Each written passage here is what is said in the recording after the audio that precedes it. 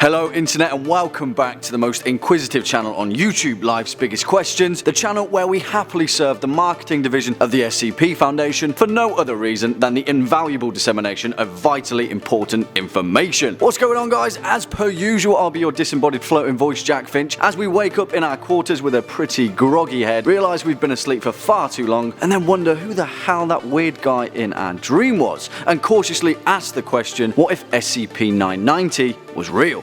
Roll the clip.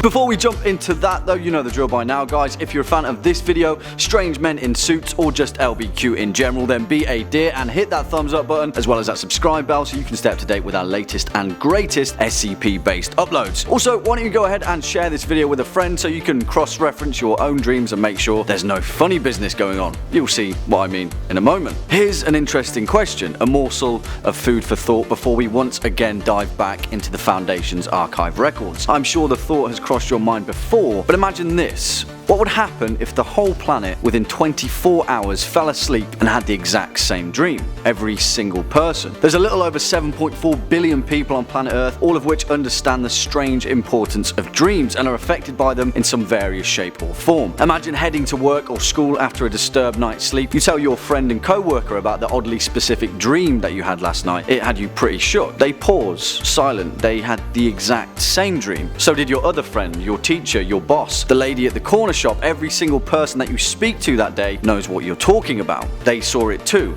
in their own sleep. It's on the news. The anchor personally describes the same dream that you and the rest of the planet saw the last time you closed your eyes to sleep. No one really knows what to do. Government officials try to reassure the population that they have a protocol in place, but in reality, they're just as perplexed as everyone else. They saw it too, after all. What would we do? How would we react? Well, let me introduce you to SCP-990 and maybe this whole thing will make a hell of a lot more sense. SCP-990 is a Keter-class entity that as of the most recent protocol has no known special containment procedure. Just like our theoretical dream that was posed previously, this skip has got the Foundation pretty shook. 990 generally appears as a human male dressed in a Cold War era business suit. Think Mad Men, but a little more droll, who presents themselves to Foundation personnel through dreams. As far as we know, there have been no reports of SCP-990 appearing to non-Foundation personnel, and the dream entity hasn't been encountered by anyone in the physical world. The entity has been appearing to Foundation staff for at least 40 years, and just like with our initial theoretical proposal, its existence came to light after several Foundation agents began discussing dreams involving a similar individual. Numerous other agents reported dream sightings that matched the entity's description and whose classification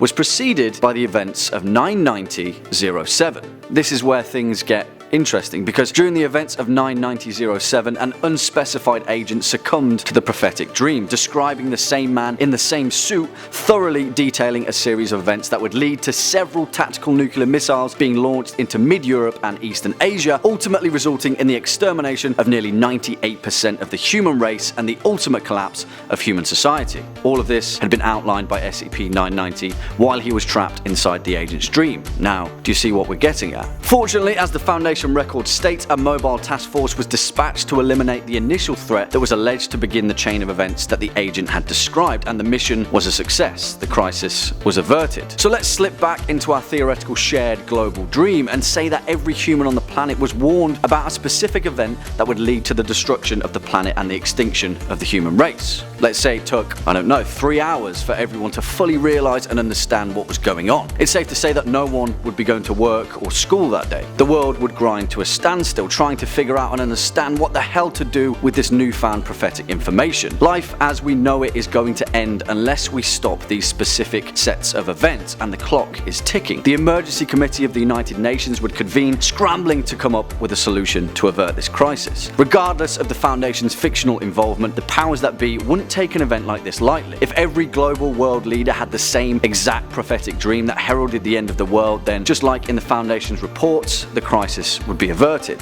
SAS, Mossad, US Navy SEALs, Spetsnaz, resources are plentiful, and with a small level of coordination, we'd save the world. Job done, everyone can sleep soundly.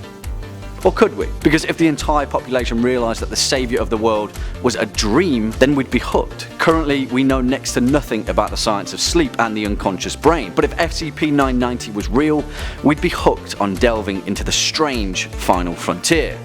The human brain. Well, that's how we see it, guys. What do you reckon? Let us know your thoughts in a comment box down below. If you're a fan of this video, the SCP Foundation, or just LBQ in general, hit that thumbs up and subscribe bell so you can stay up to date with our latest and greatest uploads. Cheers for sticking around all the way to the end. As always, I've been your host, Jack Finch. You've been watching Life's Biggest Questions, and until next time, you take it easy.